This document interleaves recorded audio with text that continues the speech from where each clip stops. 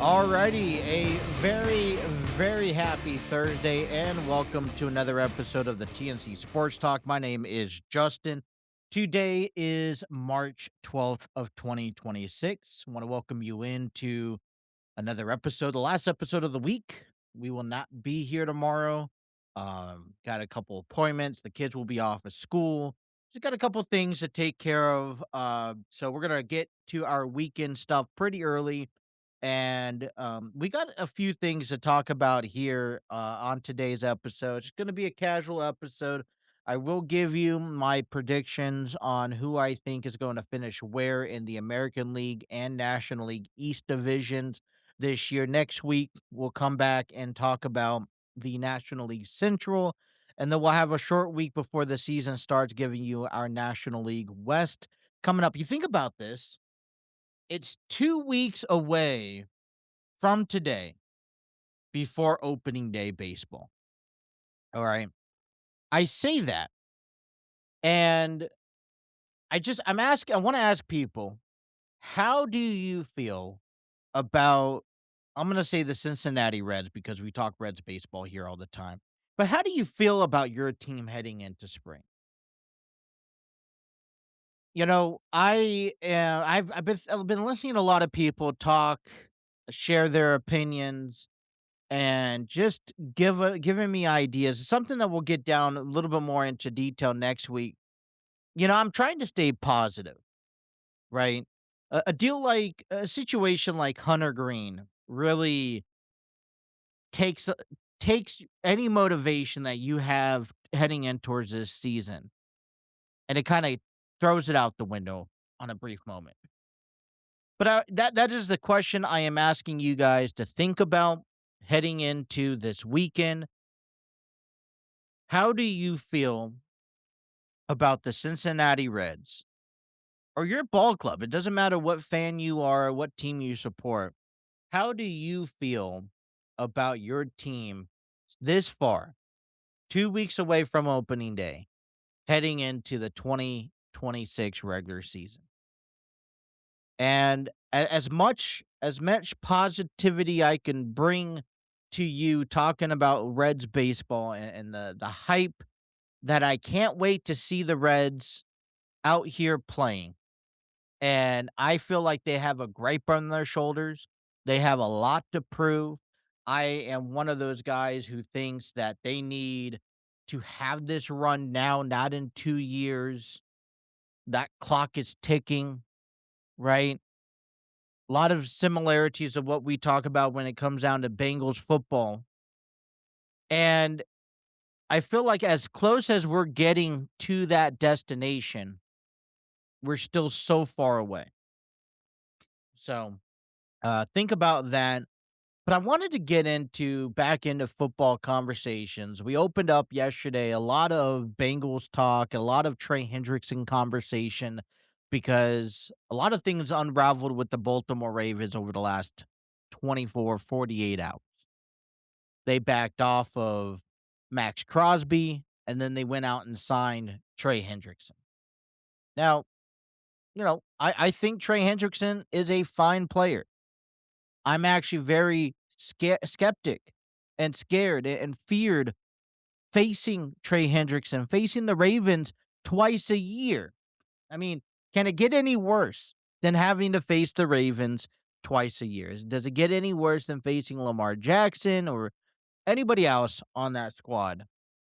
And now you add Trey Hendrickson to the mix, and man, you do not look forward to it. What we did discover yesterday when the new season officially began at 4 p.m. was that the Bengals re-signed Orlando Brown Jr. to a contract extension. It didn't come to me by surprise, although, I guess one thing that I get surprised to see is we saw the Bengals be aggressive so far a couple days ago on free agency, and you're just waiting for that moment where everything just mellows out and we don't make a single move moving forward. Now we see ourselves, we re-signed Dalton Wisner, which I thought was a solid front. Then re-signing Orlando Brown Jr.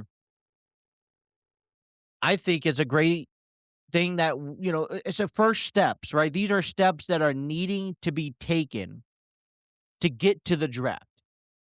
Now, I still argue that we're not done with free agency.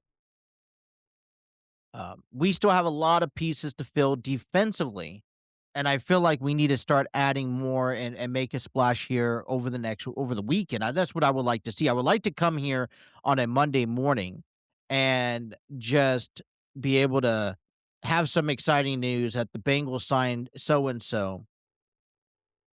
But here's what we know about everything that has accumulated. And my question is for you is what is the next decision or move for the Bengals this free agency so far in the free agent market? Here's what we know. We know that Max Crosby is available on a trade. We know that Max Crosby will not pass a physical. He just had knee surgery a month and a half ago. We know the Raiders' value on Max Crosby, and that is 2 first-round draft picks. So my question that I want to start off this episode with and talk about is there still value to pursue interest in Max Crosby? Now, I don't think Max Crosby is a Trey Hendrickson.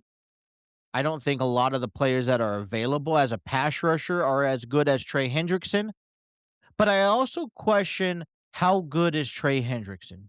Sure, we saw a few good years. He had an incredible run 2 years ago, but can he back that up? Because last year, we can't really take into consideration based upon his injury, based upon his contract status.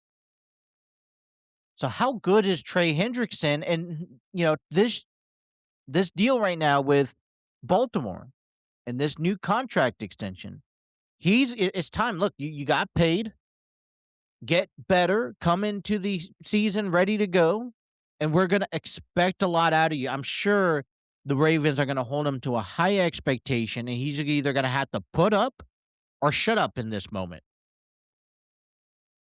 But is Max Crosby still someone or something we can invest on?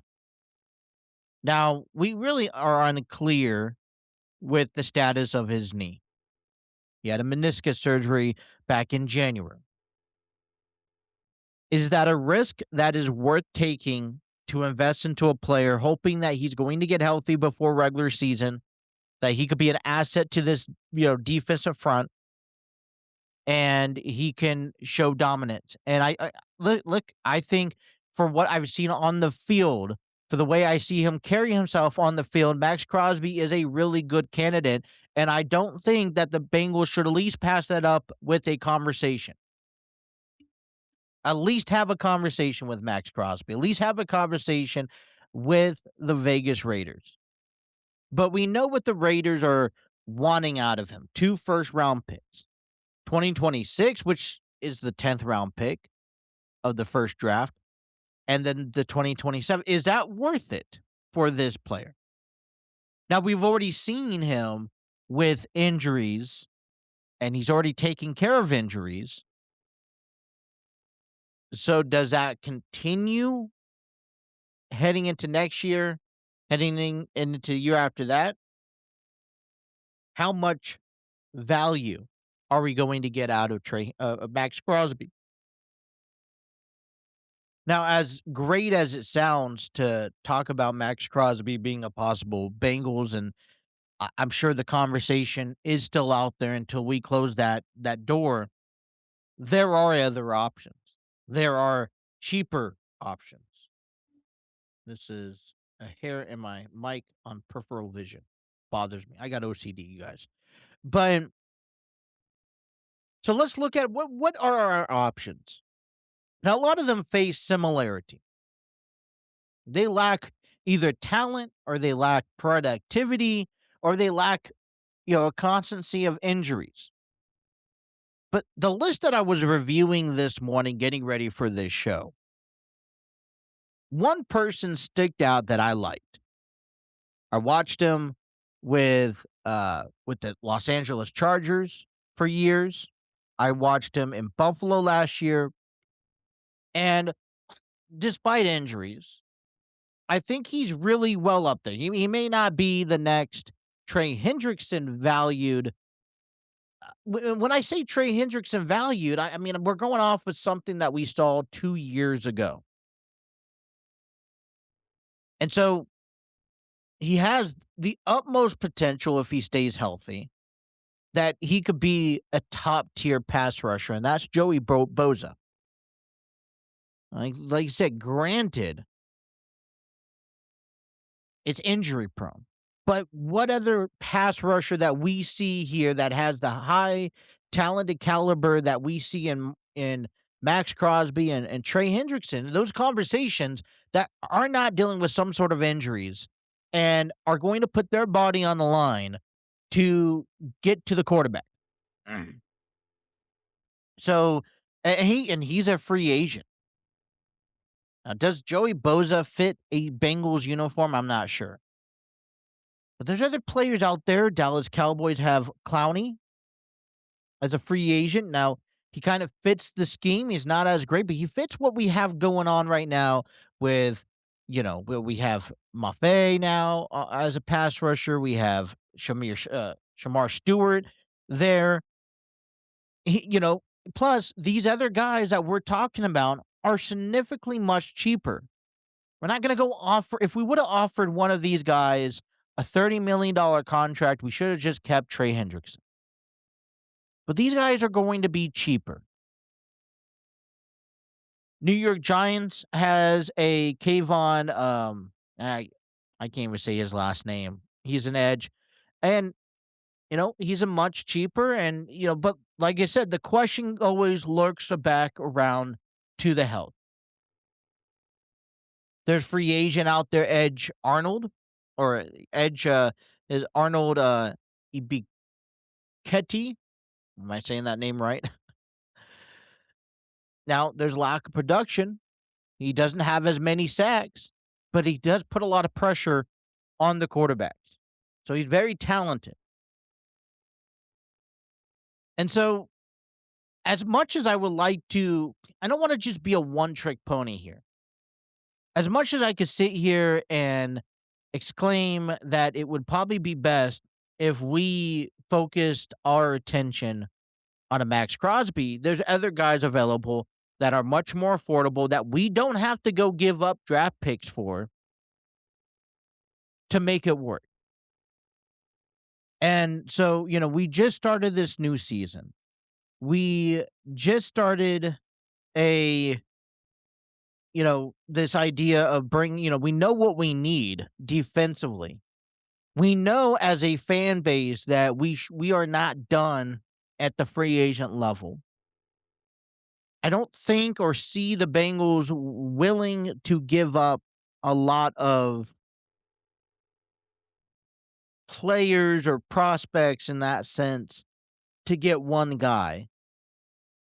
And one thing is certain is that we have a few weeks before we really have to then dial in on what we're going to pursue in this year's draft.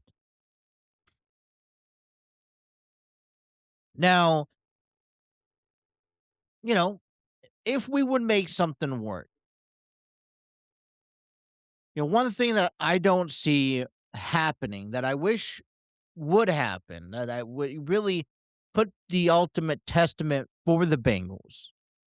And this was a conversation in articles I saw plastered all over social media yesterday, is the reconstruction of contracts, especially contracts coming from our quarterback, Joe Burrow, in an attempt to open up salary cap space so we can afford and bring in some of these other guys.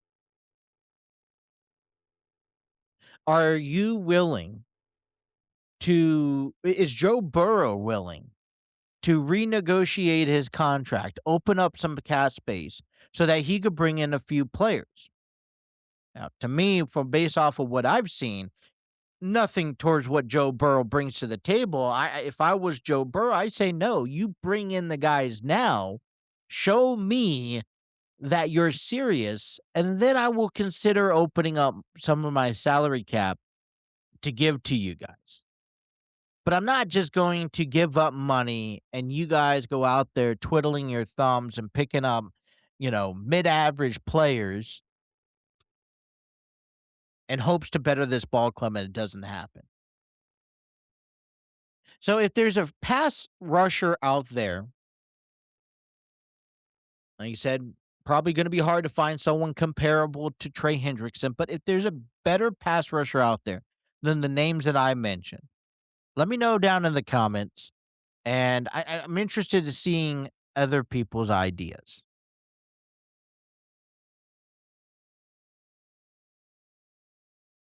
All right. Well, the Bearcats baseball team. Let's get to Bearcats baseball. We're going to do Bearcats baseball first before we wrap up, recap the Bearcats basketball game yesterday. Bearcats baseball enters in a 3-game series beginning this afternoon against BYU Krogers at Miller Park in Provo, Utah. Tonight is a game one of a 3-game series that lasts throughout Saturday. And tonight's game, as well as tomorrow's game, will be held at 5 p.m. to wrap up the 3-game series on Sunday at 3 p.m. All games will be available on ESPN Plus. BYU Krugers are entering today's game with a 7-8 record. They have a 1-game winning streak, and they are 1-3 at home. They are 5-5 over the last 10 games. They are 19-2. Oh, they beat Utah Tech 19-2 earlier this week. This is the first Big 12 game conference game before between these two teams and of the season. The Bearcats enter this game with a 14-4 record. They're on a 7-game winning streak, and they are 6-3 on the road. This weekend series is the third straight year UC and BYU have met in the Big 12 opponents. The two teams clash in Provo in 2024 in a series that Cincinnati swept, but the Cougars took 2 out of 3 at UC Baseball Stadium last season. The Bearcats in their play, they won 11 of the last 12 games. They're 14-4, best through 18 games this season since going 15-3 to open in 2020 campaign. During the 12-game stretch, Cincinnati's hitting .320 and averaging 8.5 runs per game, logging 2.91 teams ERA. Over the season, Cincinnati is hitting .308 and boost a 3.57 team ERA, both of which ranked inside the top 4 of the Big 12. UC and West Virginia are the only teams to rank in the top 4 for both categories. Latest win, the Bearcats' winning streak came on Tuesday, a 13-11 comeback victory versus Evansville, despite trailing 11-4 entering the bottom of the 7th inning. The Bearcats scored 3 in the 7th and 6 more in the 8th to storm back and win. Enzo Infeliz homered twice in the game, and second of which was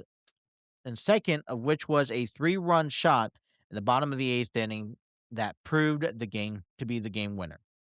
The story last week was Quentin Coates, who was named the Big 12 Player of the Week by NCBAA. Dick Hauser Trophy National Co-Hitter of the Week following his incredible offensive output. The native hit 7 home runs in 5 games and drove in 17 runs, helping UC go 5-0 in games against Western Kentucky and UC San Diego. Setting the table for the Cincinnati's offense has been Jackson Smith, the sophomore who hit leadoff. He's gone 14-18 in his games this season. Ranked 12th nationally on base percentage, Smith has been adept at each via free bases, earning 14 hit by pitch this year. That number is tied with three other most in the country. Let's take a look at BYU for a moment heading into the series. The Cougars beat UCSD 9-8 on February 21st to open up the year with four games at WKU going 2-2 as the team's BYU's 291 team's batting average ranked in the middle of the pack of the Big 12 and it's 588 in teams earned run allowed ranked 12th. Isra McNaughton has been BYU's best hitter thus far, leading qualified hitters on the team in batting average with 382, on base percentage at 440, slugging percentage 706, home runs he's had recorded 6 and 18 RBIs. Following the series this weekend, Cincinnati will stay in Utah to face Utah Valley on Monday and Tuesday. First pitch is set for 7:35 Eastern Standard Time. Tuesdays will begin at 1:05. To follow the Bearcats, all the latest news and updates, follow at Go Bearcats Base on Twitter, Instagram, and Facebook. So that is what your Bearcats baseball looking like heading into the season, into the weekend, as we are just 2 games away or 2 weekends away before opening of the Cincinnati Reds against the Boston Red Sox. Let's take a look at the Bearcats. They had an upsetting loss last night in the Big 12 tournament. They end up losing to Utah 66-65. Cincinnati with the loss drops to 18-17 on the year, while UCF improves to 21-10. The game was the Bearcats' first overtime game since 73-72 victory over San Francisco in the opening round of the NIT on March 20th, 2024. Jalen Celestine poured in 11 points for his 42nd career double-figure scoring game and 13th of the season. Mustafa Thiam went 8 for 18 points and a career high of 16 boards from his seventh double figure of the season and ninth of his career. He also blocked a season high of 5 shots. Thiam notched his 21st double figure scoring game of the season and 40th of his career. Day Thomas poured in 15 points for his 18th double figure scoring game of the year and 47th of his career. And for Wes Miller, he has moved to a 285 and 209 overall record. He has recorded his 100th win of the year back on Monday, but he has recorded 74 losses with the Bearcats this far. Excuse me, allergies, sinuses, allergies, all that good stuff. Well, let's take a look at the Big 12 as the Cincinnati Bearcats have been eliminated from their tournament. We're going to scroll down. I had it popped up. I lost it. The tournament continues in today's action. We saw, let's do the schedule. For Cincinnati, already. Well,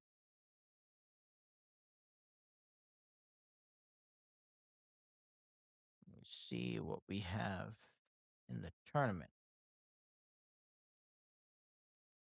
Alrighty. In the Big 12 basketball tournament, the quarterfinals begin today, March 12th, let's do this.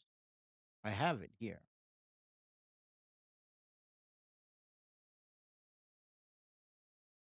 There we go. Alrighty. In the Big 12 tournament, it continues to the quarterfinals here today as Texas Tech is currently taking on Iowa State. That's available on ESPN. UCF will be taking on Arizona at 2 p.m. That will also be available on ESPN. Houston will take on BYU at 6 p.m. Central Time. That will be available on ESPN2. And TCU will take on Kansas at 8:30 at at available on ESPN2 if you're looking for Big 12 action. What's going on in the Big 12 overall? Today's other games scheduled in the Big 12, other than the uh, tournament in men's tennis, we have Arizona taking on BYU and Oklahoma State taking on Utah. In lacrosse, we have Louisville taking on Cincinnati at home. And then on the women's tennis, Cincinnati taking on BYU in three different games. And then West Virginia taking on Utah. In softball, Abilene Christian takes on Utah, 1 p.m. Central Time. In baseball, we talk about the Bearcats taking on BYU later on today. Men's tennis, we see Texas Tech take on UCF. UTR College Championship taking on Arizona State. Baylor taking on Baylor all day. And TCU taking on Georgia. Beach volleyball, Boise State takes on South Carolina. Arizona State takes on UCLA, and much more here on today. You can check out Big 12 CB, Big12sports.com/calendar.aspx. All right, that is what's going on around our Cincinnati areas. We'll talk about the Reds here later on in the program in this hour. I want to make sure we cover everything before we move on here. All right.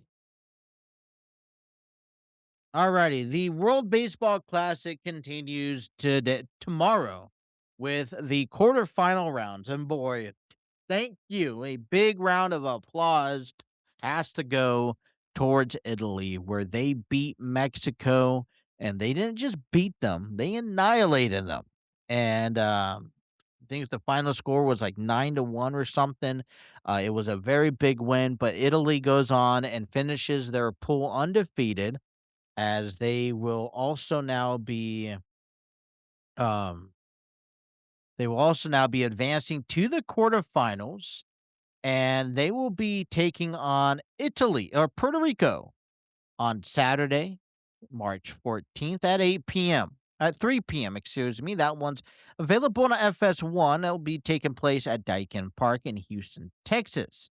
Well, with Italy's victory, that means that the Team USA can advance to the quarterfinals. They will take on Canada at Houston on Friday, March 13th at 8 p.m., and that'll be available on Fox.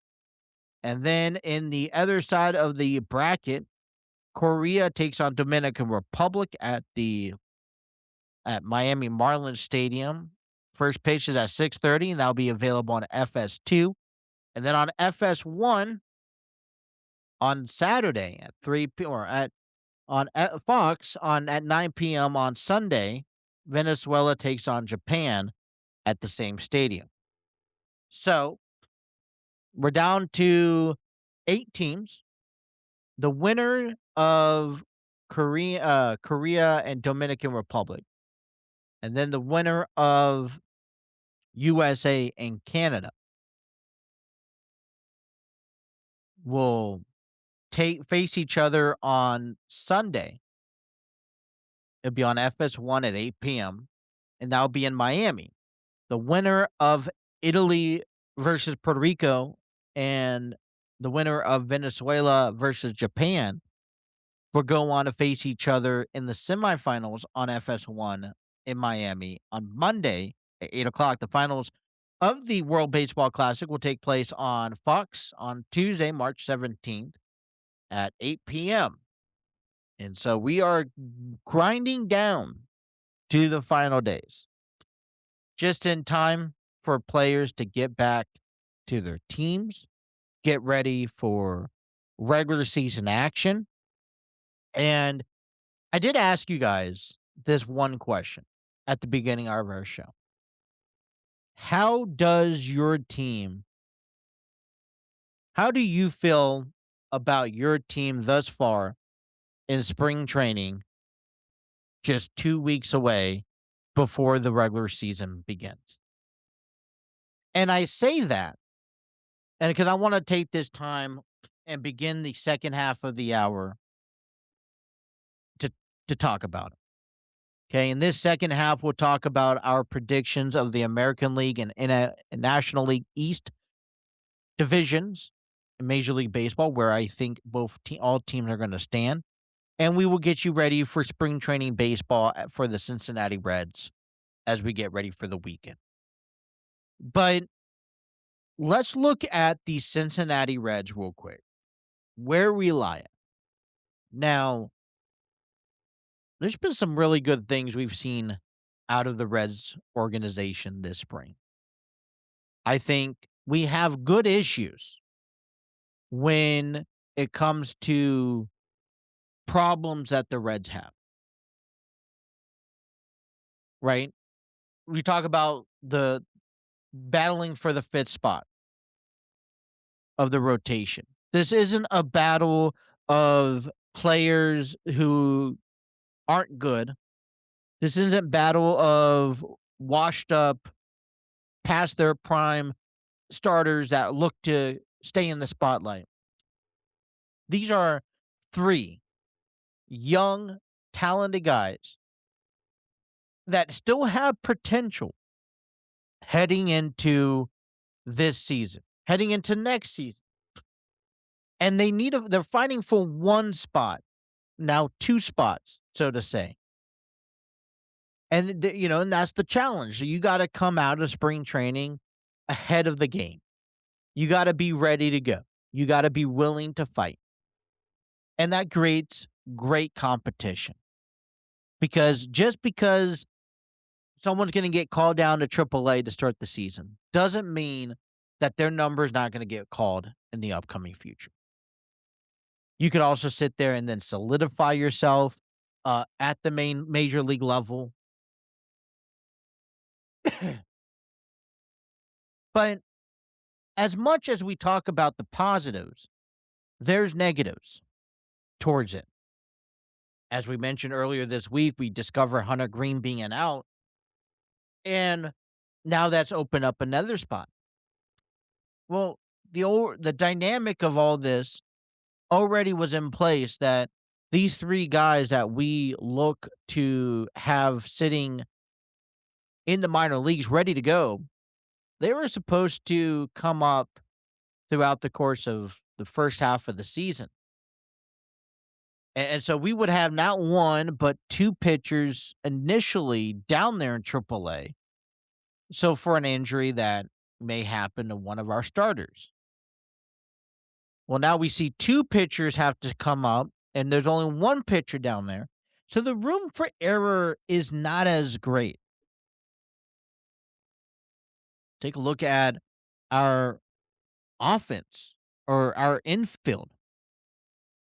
Let's take a look at our infield for a moment.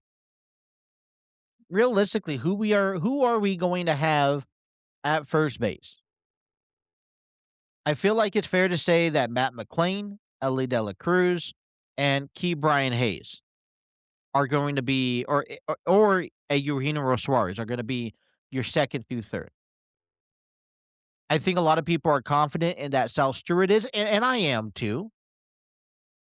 What does that mean for Nathaniel Lowe? He's a great power left-handed batter that fits well for this organization. I would like to see him up on the main major league roster. You would have to offer him a contract, and that means you have to DFA somebody. What about our outfield? Spencer Steer out there. You got TJ Friedel. Let's say Noelvi Marte, Will Benson. Who's coming off the bench? JJ Bleday, Dane Myers. There are still questions to be answered, and these are good questions. Let me just reemphasize. But you would figure that we do have a concept of what we're going to work with 2 weeks away. Now, my also thing that I want to pursue at this are the expectations of our starting pitchers. I may have already said this in the past, but I have a standard coming into this season for our starting rotation. Now, put aside Chase Burns, put aside Brett Lauder, Brandon Williamson. They're down at the bottom end. Our top three guys with Hunter Green being out is Andrew Abbott, Brady Singer, and Nick Lodolo. Now, I was watching Andrew Abbott pitch yesterday, and only a 3 2/3 of an inning. I was very disappointed in watching the outcome of his outing. We're 2 weeks away from from opening day, and what are the expectations do we have for our starting pitchers? The last thing I want to do is overwork our bullpen. That's been notorious for the Cincinnati Reds. The struggles that we face are working with are overworking our bullpen. Are sitting here and getting ready is our pitchers can't go more than 4 or 5 innings an outing, which means our bullpen has to work twice as hard. That means you can't get through the lineup twice. And so my expectations, there's no pitch limit, there's no inning limit for these guys. Andrew Abbott, Brady Singer, and Nick Lodolo at least needs to go 5 innings to 6 innings. And I say that within the first 3 outings within the month of April. That's my comfort zone. I will tolerate as long as they go and give me at least 5 solid innings. Afterwards, after April, they need to be able to go 6 innings 9 out of 10 times. There's no excuse.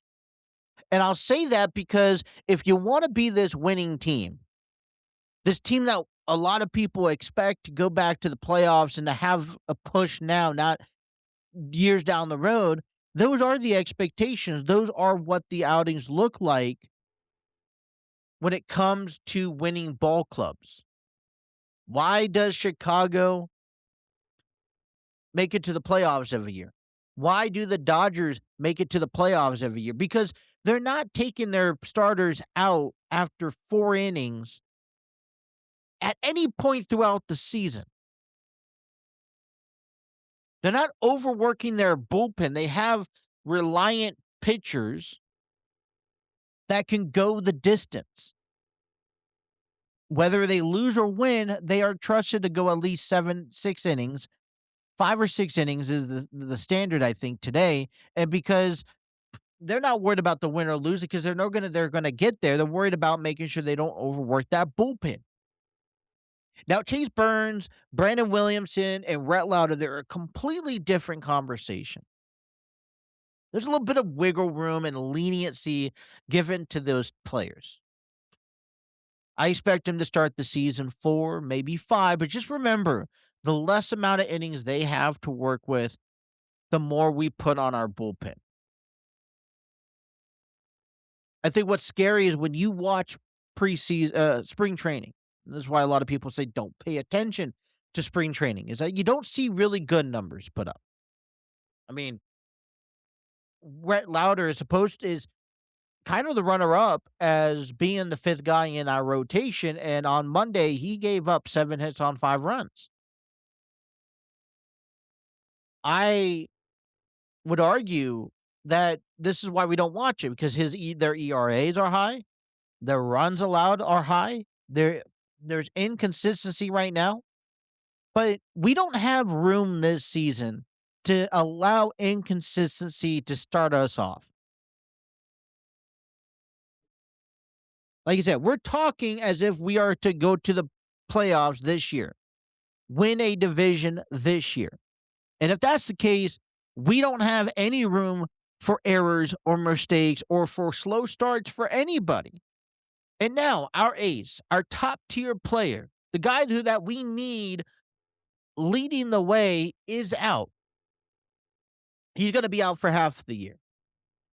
And I've talked about all the positive things that this can lead for this organization, and I'm not backing on those positive outcomes. I think it creates opportunity. for an Andrew Abbott to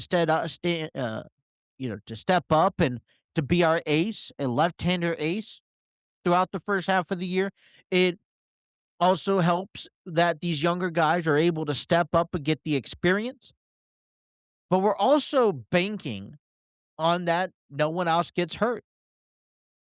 We're also banking that everything goes according to plan for Hunter Green and he comes back at the end of July, August.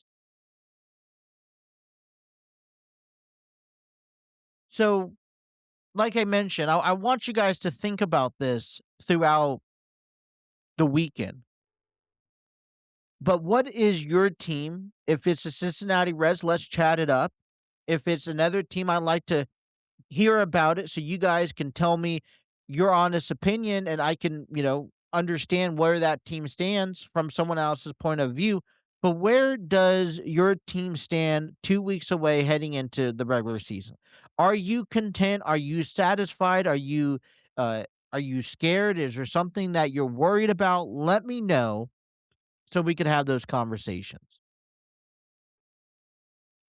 All right, before we get into our predictions, I want to just give a shout out to Riverside.com. Riverside.com is the streaming platform for the TNC Sports Talk. Thank you, Riverside.com, for providing tools available for me at the click of a button. If you guys are creating your own podcast or your own, talk show or gaming or business meetings, Riverside.com provides all of those essentials. It's allowing me to go live right now on our Facebook page or YouTube page. Hi, everyone.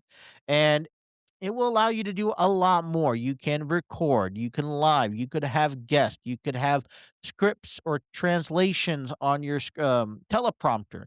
You could share your screen, you could have the overlays, you could have your brand logo, you could have so much more on available. You could communicate with your live stream audience, and that is just the tip of the iceberg for Riverside and what they have to offer. Riverside offers a post editing opportunity for your videos where you can make adjustments. They also have magic clips and shorts to pull out from your videos that you can use on social media. We know how shorts are a big deal on social media right now. So, if you guys are looking for your next podcast, you guys are looking for your home, check out Riverside.com. This is not a sponsorship. This is not a promotion. This is not an advertisement. This is just me giving credit where credit's due, and that's through Riverside because that's what I use. So, Riverside.com for all your podcasting needs. Gosh.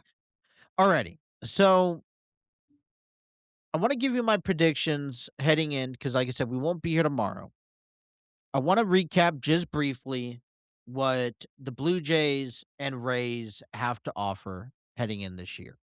I think one of the biggest things out of these two teams is they're so in completely separate dynamics, separate opposites of their division. You have the Blue Jays, who walked away with the American League championships. They are looking to get back. They came so close for beating those Dodgers. They were left with a salty taste in their mouth, and they want to be back at the World Series. What have they done? They brought back Max Scherzer. They brought in Dylan Cease. They brought in Tyler Rogers. But they did lose, I think, a key player, Bo Bichette. Now I don't know what happened on why they lost him or why they didn't invest into him. I was pretty content that they were most certainly going to bring him back, but they didn't. I don't think that that's going to affect the product that they put out on the field.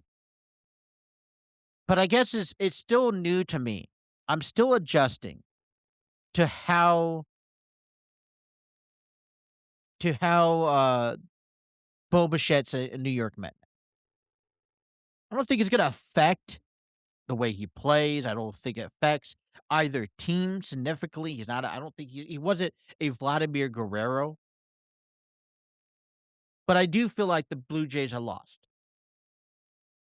Now, here's what's interesting about the Rays. They are a team who had 75 wins last season. Although they were in last place, they were 7 games away. If you think about this, your last place team in your division was 7 games away from just playing 500 baseball. What does that tell you about a division? I say that's a top tier division. And we're right. We're looking at a division that is going to be competitive. They win ball games as a division, right? Makes things much more interesting. I think a lot of other divisions should be looking at what goes on in the American League East because of that. And so it is hard to predict because honestly, any year, any team could step up. The Blue Jays, the not the Blue Jays, the Blue Jays are currently in that spot. They're looking to repeat and win the division. I feel like they have the tools to do so. So I am predicting and I'm placing the Blue Jays at number one. They're going to go on and win the division. And I would have them at least as far as winning, going to the semifinals, the American League Championship Series in the American League, right? So that's my first team. Now, the rest of the division can be pretty hard. Where last year we had the Mets up there, we had the Yankees up there, and 2 years ago the Blue Jays were in that conversation. And with the Rays not that far behind, and the Red Sox still, trying to put pieces together, who comes in afterwards? And the only thing that I'm certain is whoever comes in second is probably going to walk away with a wild card weekend. Oh, victory. And a matter of fact, according to Lizzie Sports Magazine, which is what I'm going off of, we have not one, not two, but 3 American League East teams going to the playoffs. So with the Blue Jays number one, I am going to go on a limb. And I'm going to say that the Boston Red Sox are coming in second place this year. They will hold a wild card spot in the American League. I think the American League is probably the toughest. The East is probably one of the toughest divisions in the American League. Coming in third, I'm going to have to argue, and I've done a lot of thinking about this. I question the health of the New York Yankees. I question if the chemistry is there, and I question Juan Carlos Stanton, in my opinion. And because of that, I think that the Orioles have a little bit better output. They come in third, followed by the Yankees, and then the Rays. I think all 5 teams are going to win at least 70 plus games this year, which makes it very competitive. I think the Red Sox and the Orioles will be as a wild card team in the American League. And that's my American League East. Blue Jays, Red Sox, Orioles, Yankees, and Rays. What do you guys think? Let me know down in the comments below. All right. Well, I didn't talk about the Phillies or the Nationals left. This is a little bit different of a division. Okay. Now, according to Lindsay Sports, they predict that the Braves will win the division this year. Now, that's a lot. It's a bold prediction to be able to come back and say that the Braves are going to win the division. I don't know why they were even not in the contingency last year, but you do expect them to be better than they were last season. They also predict that the Phillies are going to be in the wild card spot. Now, to me, the Phillies are the team to beat. So I actually have the psychology reversed. I have the Phillies winning the division, and then I have the Braves coming in second place. I feel like it's pretty most certain. The Mets have done their due diligence this offseason. They've added players. They haven't really impressed anyone. They haven't moved up in the chains. At least everyone who they got rid of, Pete Alonso, Edwin Diaz, they replace with other players, Bo Bichette, Devin Williams. And so they've had a good run first half, then they completely tanked. How do they prevent from doing that again? I don't know. It would be an interesting competition. I would even see the Mets at some point in the year challenging and taking at second or even at first. But I feel like when it comes down to a complete team, a complete season, you got the Phillies, Braves, Mets come in third. I got the Marlins coming in fourth. They haven't really made any progress. And the Nationals, for me, comes in fifth. So my National League East Division standings are the Phillies, Braves, Mets, Marlins, and Nationals. What do you guys think? Let me know in the comments below. I say that stuff because, the National League East, I don't think it's the most competitive division. I think the West is. But,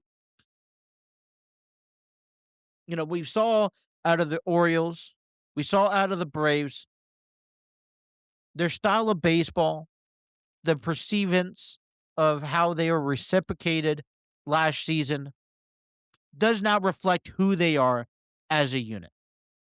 And so that's something that I think is worth paying attention to.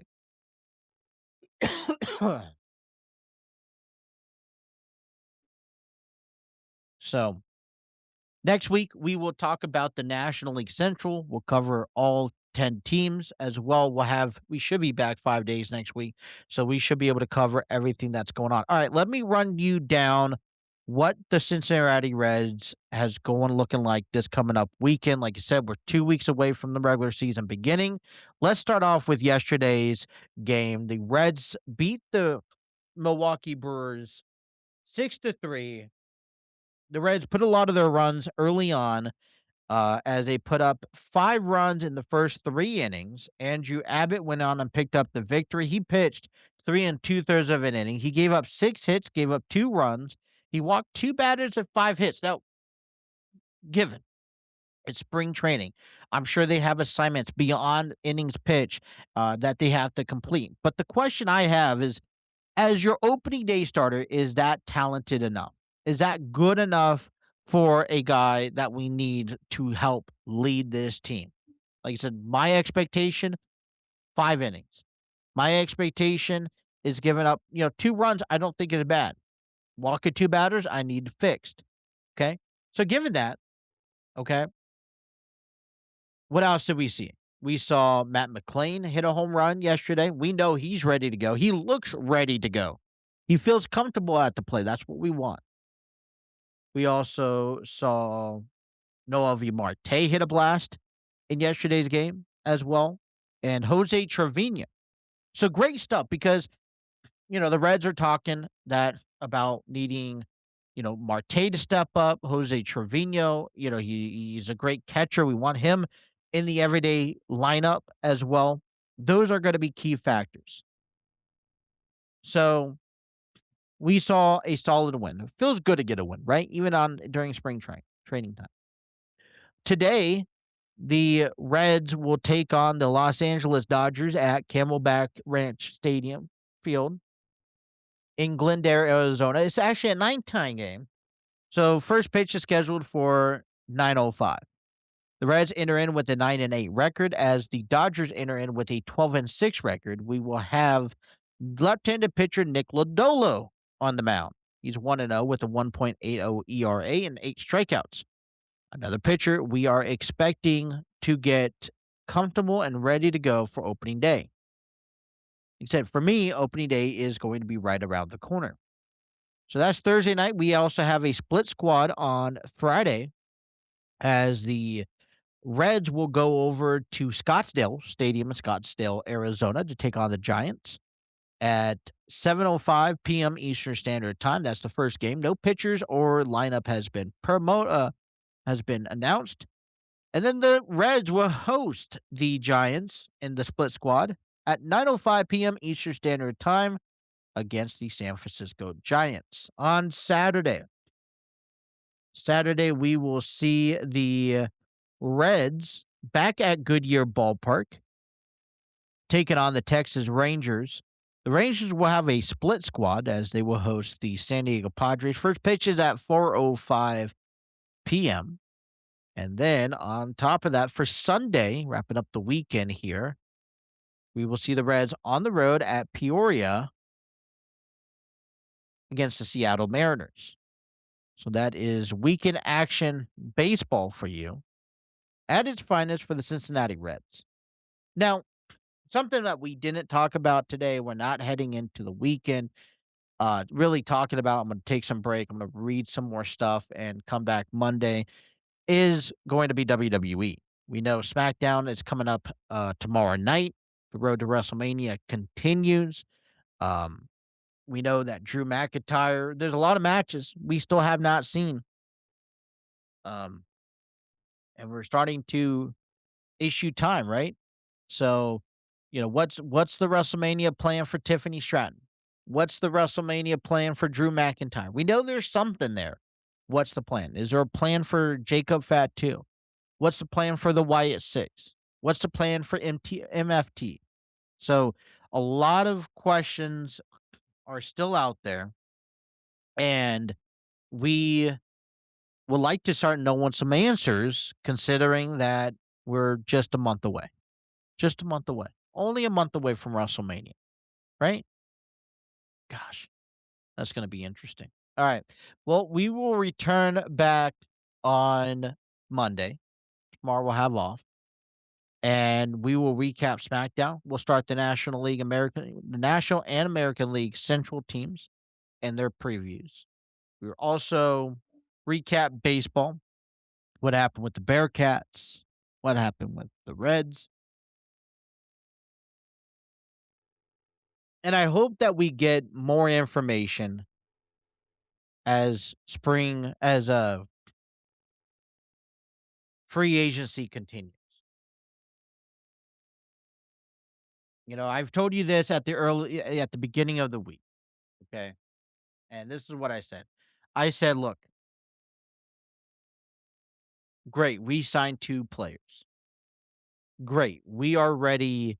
We're jumping on the ball. And that's what we wanted to see. We re-signed Orlando Brown. That's great. What's our next move? Is this it? Is this all the free agent signings that we have heading into the draft? And if so, are we satisfied? I don't want us to bypass an opportunity. Like I said, we begin at the show. What does our pass rusher look like? Since Max Crosby is available, do we pursue him? Or do we pursue another option that is available? Maybe not as great, but maybe our key is not finding one player to replace Trey. It's finding 2 to 3 players, accumulation of players that we could rotate in and out to maintain pressure on the quarterback on both sides of the field. Maybe that's the option. Maybe that's something I want to see. But I encourage you guys to get involved in the conversations. I want to thank you guys for tuning in to our show today. Please be sure to hit that like, share, subscribe button. Share it with a friend. Let us know, hey, we go live every day, Monday through Friday at noon, unless told otherwise. If you guys are following us, if you have not done so, please follow us on our social media pages. We're on Facebook, TikTok, Twitter, Instagram. Please like, share, subscribe, have those notifications on for our YouTube channel, and be sure to download us and listen to us. Take us on the road, whether you're at home, driving, at work, at the gym. Listen to us on the road on our TNC Sports Talk audio page. We're on iHeartRadio, Spreaker, Google Podcasts, Apple Podcasts, Spotify, and so much more. But that is it. That is all I have for you guys today. I hope everyone has themselves a good weekend. It's supposed to be up high, hot, cold, mix of weather.